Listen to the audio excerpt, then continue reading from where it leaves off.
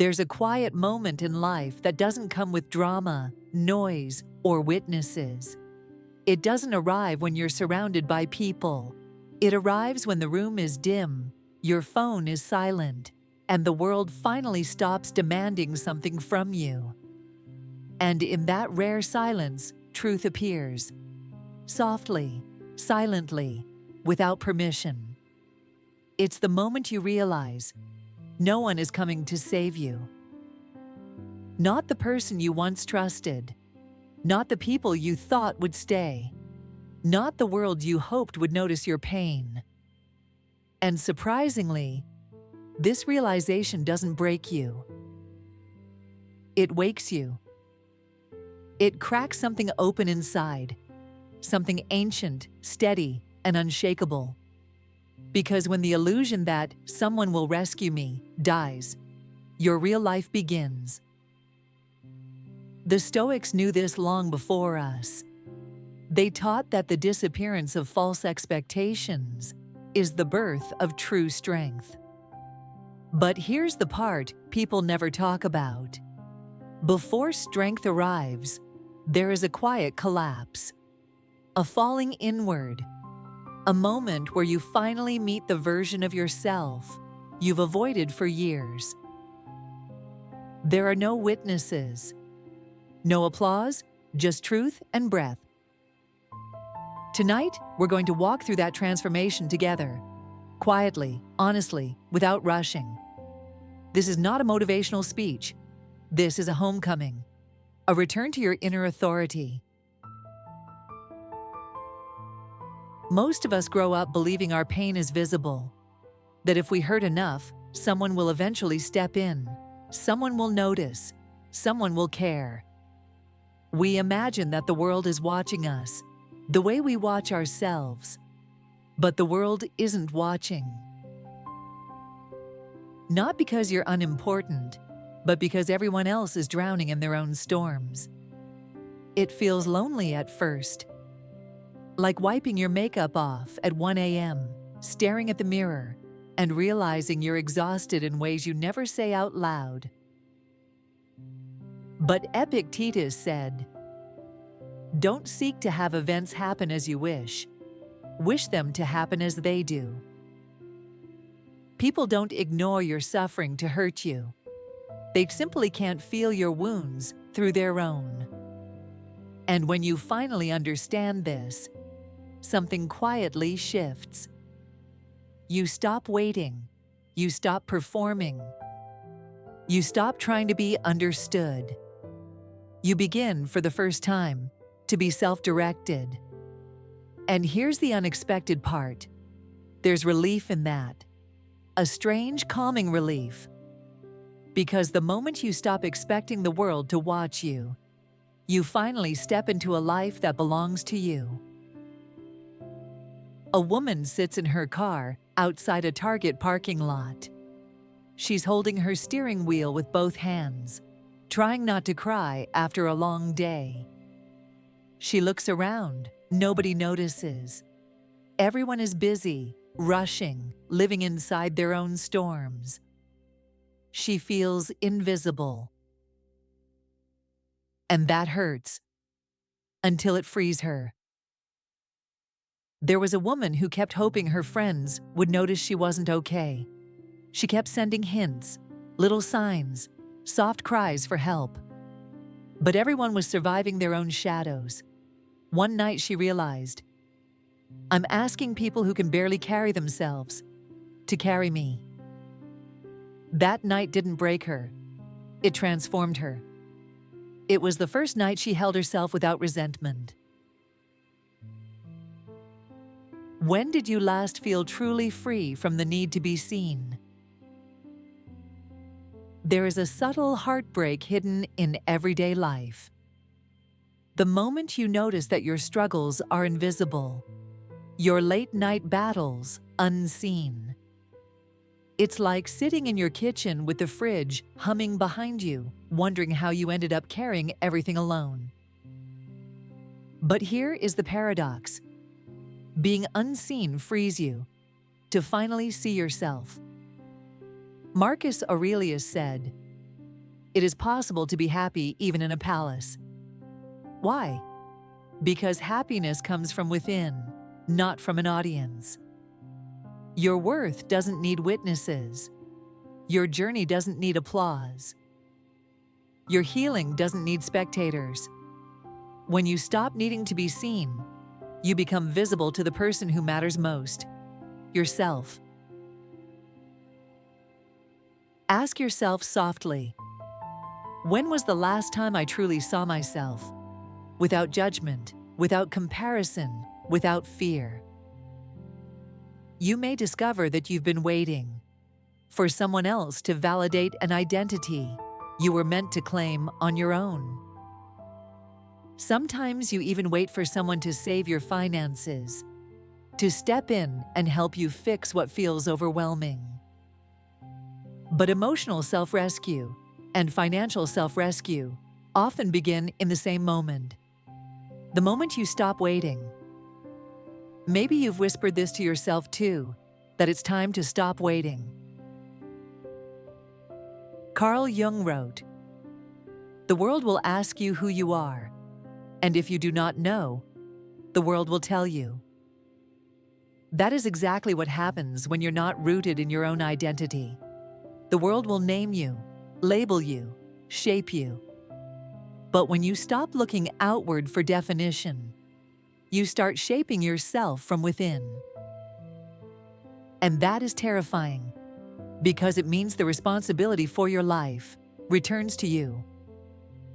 It happens in the smallest moments, like standing in the bathroom, water running, washing your face. You look up, you see your own eyes. And for a split second, you realize, I have carried myself this far. I can carry myself the rest of the way. It's not loud, but it changes everything. But here's the truth the Stoics understood. Responsibility is not a weight. It is a weapon. It cuts through illusions. It forces you to stand face to face with who you've become. This is the moment your inner voice, the one you silence to please others, finally has room to speak. And what it says is simple. Choose yourself. This is the moment life stops happening to you and starts happening for you. What part of you woke up just now? And here's what most people never notice. There is a strength available only to those who stop chasing validation. When you stop explaining yourself, you conserve power. When you stop begging to be understood, you regain dignity. It's like folding laundry late at night, finding a strange peace in the rhythm, knowing you don't need anyone to witness your devotion to your life. Epictetus said, "Don't explain your philosophy, embody it." Quiet embodiment is louder than any declaration. People who carry quiet strength don't need to announce their worth. They radiate it. You become magnetic without trying, not because you're loud, but because you're whole. And that's enough. The Stoics believed the mind becomes clear when the world becomes quiet. They didn't escape the world, they met themselves within it. And that's what solitude invites you to do. Solitude is one of life's greatest teachers. It strips the noise. It exposes truth. It reveals the self. At first, solitude feels like abandonment, because you're used to filling silence with people, voices, validation. But stay long enough, and solitude becomes clarity. Stay longer, and it becomes peace. Stay even longer, and it becomes power. Seneca wrote, "A gem cannot be polished without friction, nor a human without trials." Think of that moment you pull into your driveway. Engine off, keys in hand. You don't open the door yet. You just sit there in the quiet, delaying the moment you have to be mom, or partner, or provider. In that tiny pocket of silence, You are just you. That isn't loneliness, that is reunion. In solitude, you stop pretending. You stop shrinking. You stop living in reaction and begin living with intention. Maybe you've felt this exact heaviness lifted when you are finally alone. A woman sits alone in her apartment on a Sunday morning, sunlight touching her face. For the first time, she isn't scrolling, texting, or seeking distraction. She's simply breathing. At first, it feels empty, but then it feels like returning home. Where in your life does this truth apply?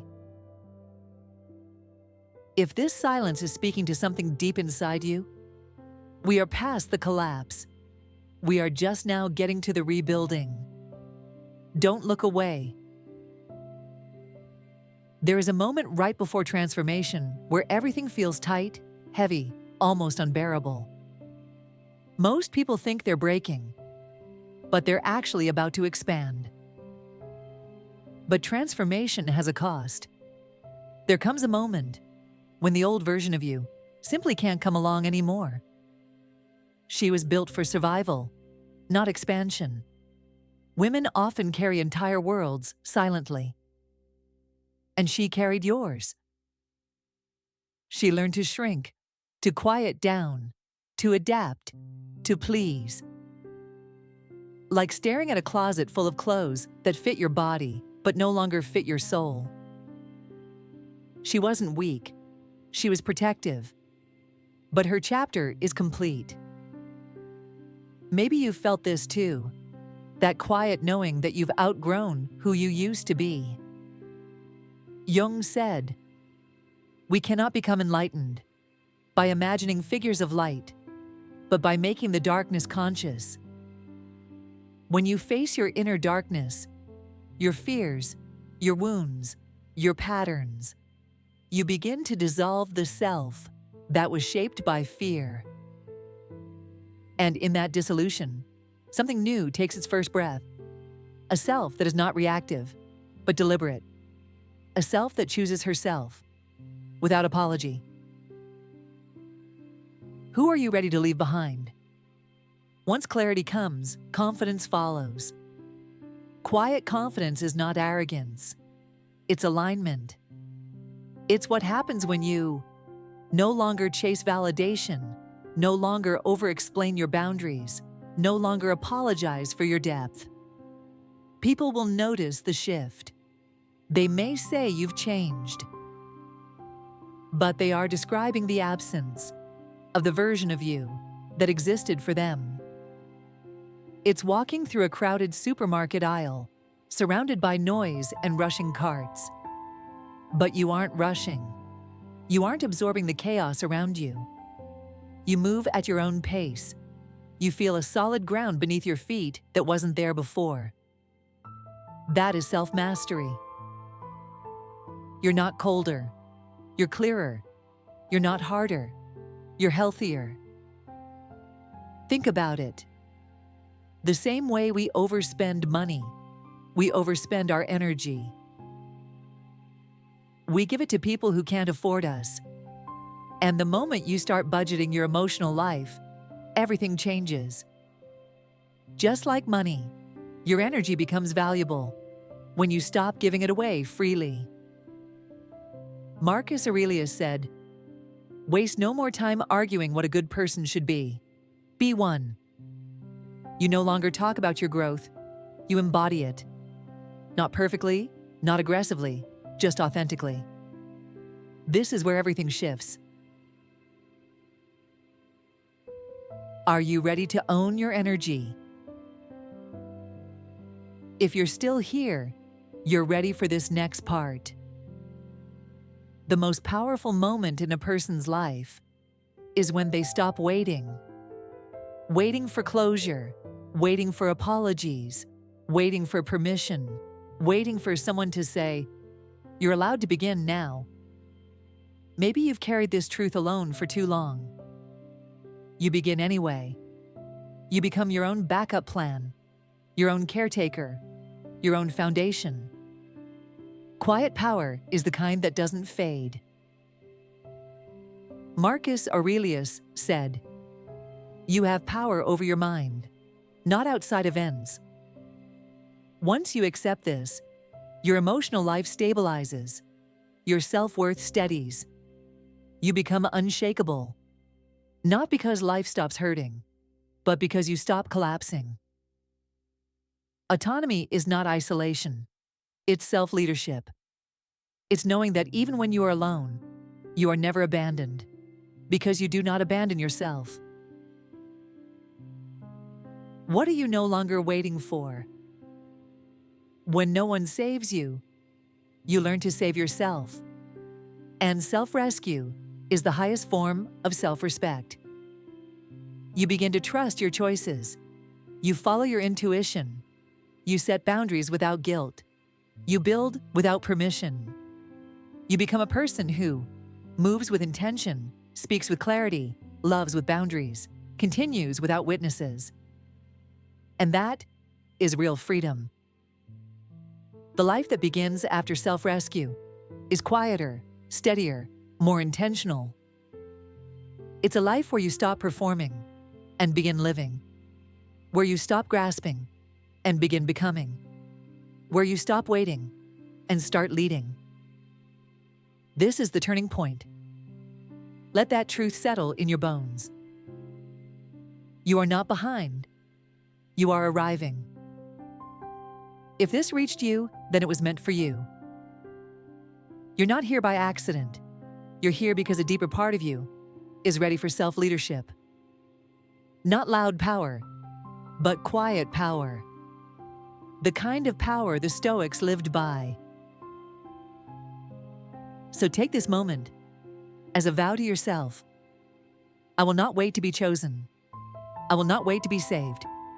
I will choose myself. I will save myself. If your voice is trembling, speak anyway. If your hands are shaken, begin anyway. If your heart is healing, let it heal slowly. A quiet life is not a small life. It is a deliberate one. Your life is yours. Your strength is yours. Your path is yours.